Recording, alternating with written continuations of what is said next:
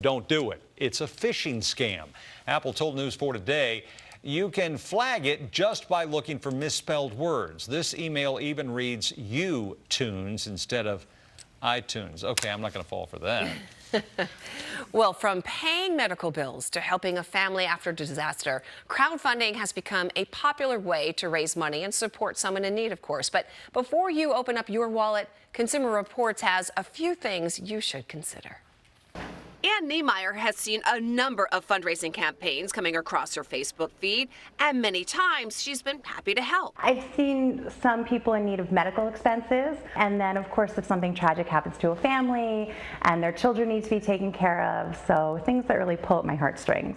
She's not alone. According to a 2015 survey, roughly 1 in 5 Americans have donated to an online crowdfunding campaign, often for about $11 to $50. While Niemeyer has also donated to national organizations. For her, crowdfunding, with its updates and photos, just feels more personal. I feel like I've become part of a family of support for this person, and just to see the change in their face and the progress is really fulfilling.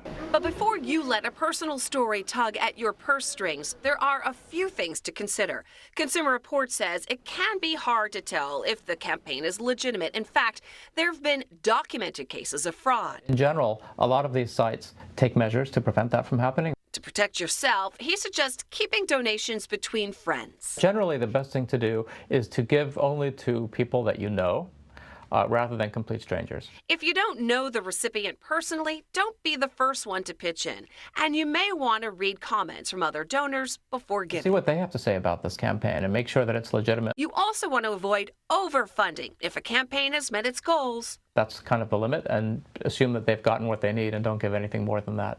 And you also want to avoid overfunding, especially if a campaign has met its goal. And also keep in mind the recipient won't see every dollar you give. These sites often charge the campaign a fee to cover things like payment processing and fraud protection. If you know the person in need, Consumer Reports says consider giving them money directly and cut out the middleman. It's funny to hear a female talk about routes, like, it's funny.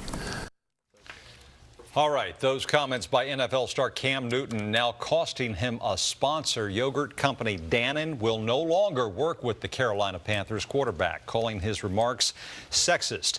Newton made the comments yesterday after a female reporter asked him a question. That reporter, Jordan Rodriguez, went on Twitter saying, quote, "I don't think it's funny to be a female and talk about routes. I think it's my job." Other sports reporters are echoing her tweet. Our former colleague Lindsay Czarniak tweeting today that she's shocked this was the response to the question. Reporter Mike Garafolo from the NFL Network saying, "Cam, you've got to be better than this by now." And Peter King from Sports Illustrated said, "I mean, it's 27, Cam." The NFL called the comments plain wrong and disrespectful. No reaction from Newton today. But we have more reaction right now from our News 4 sports anchor, Carol Maloney. Boy, this is... Yeah, you've been in and out of Yes. locker rooms for Yeah. years now, all kinds of locker rooms. What was your take on this? Were you stunned by it? I mean, you just shake your head. Yeah. You know, it is 2017, and I got into the business a long time ago.